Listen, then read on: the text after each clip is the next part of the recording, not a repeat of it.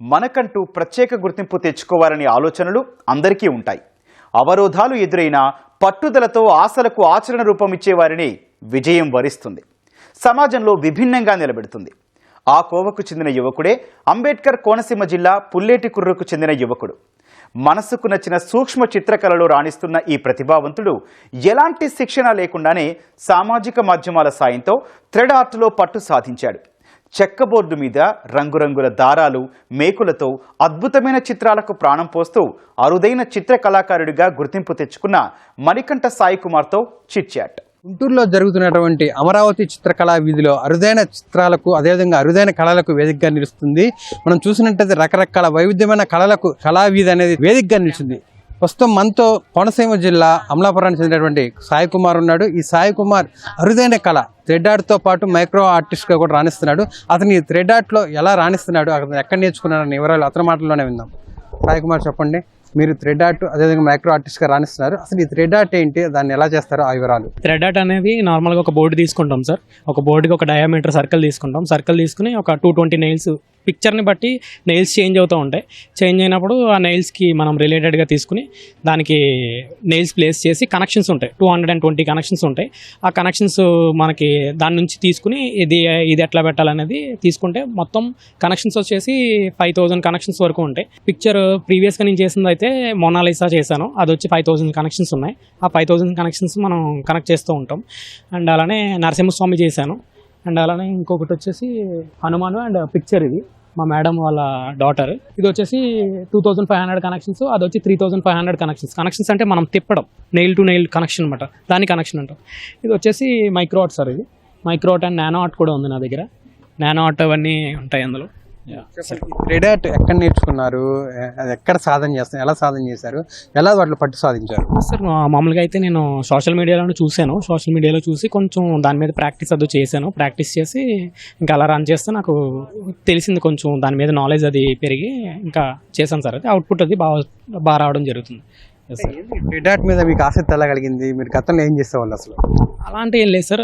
Arts అంటే నాకు కొంచెం ఇంట్రెస్ట్ ఉంది. దాని మీద నేను ప్యాషన్గా తీసుకుని చేస్తూ ఉంటాను అంతే. ప్రీవియస్ టైం నార్మల్ ఫ్రీ టైంలోది ఆర్ట్స్ అవి చేస్తూ ఉంటాను. థ్రెడ్ ఆర్ట్తో పాటు మైక్రో ఆర్టిస్ట్ కూడా రాణిస్తున్నారు కదా, ఇప్పటి వరకు సూక్ష్మత చిత్రాలు ఏమేమి వేశారు ఆ వివరాలు? నేను ప్రీవియస్గా థ్రెడ్ ఆర్ట్ వచ్చి మొనాలిసా చేశాను సార్. లార్డ్ నరసింహస్వామి చేశాను. దాని తర్వాత హనుమాన్ చేశాను. అండ్ మా సిస్టర్ వాళ్ళ ఫ్రెండ్ డాటర్ ఇమేజ్ చేశాను.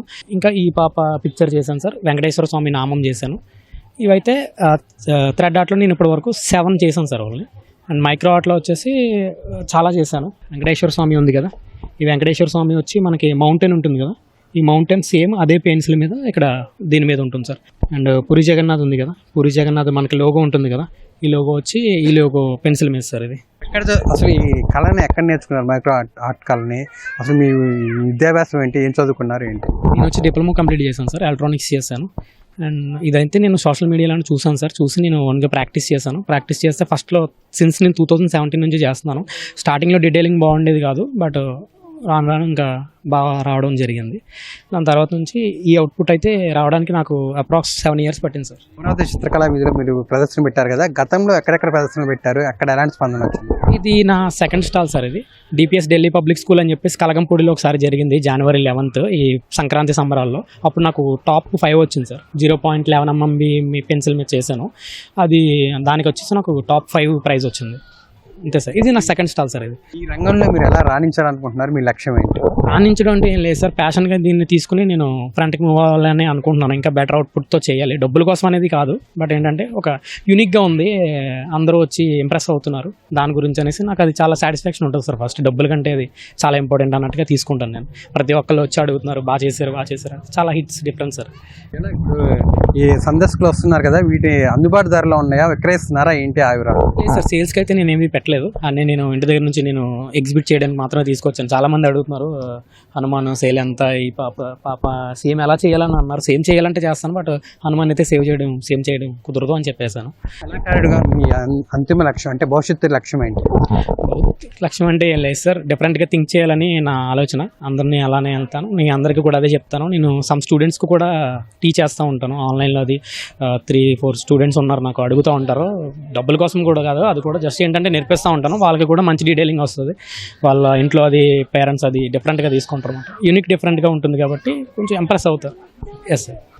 నలుగురికి భిన్నంగా ఆలోచించే వాళ్ళే కళాకారులని సృజనకు పదును పెడుతూ వైవిధ్యమైన చిత్రాలను రూపకల్పన చేసినప్పుడే ఆ కళాభిమానుల ఆదరణ సొంతం చేసుకోవచ్చని కూడా సాయి కుమార్ చెప్తున్నాడు. కెమెరామెన్ ఆలీతో వీరాంజనేయులు, ఈటీవీ న్యూస్, గుంటూరు.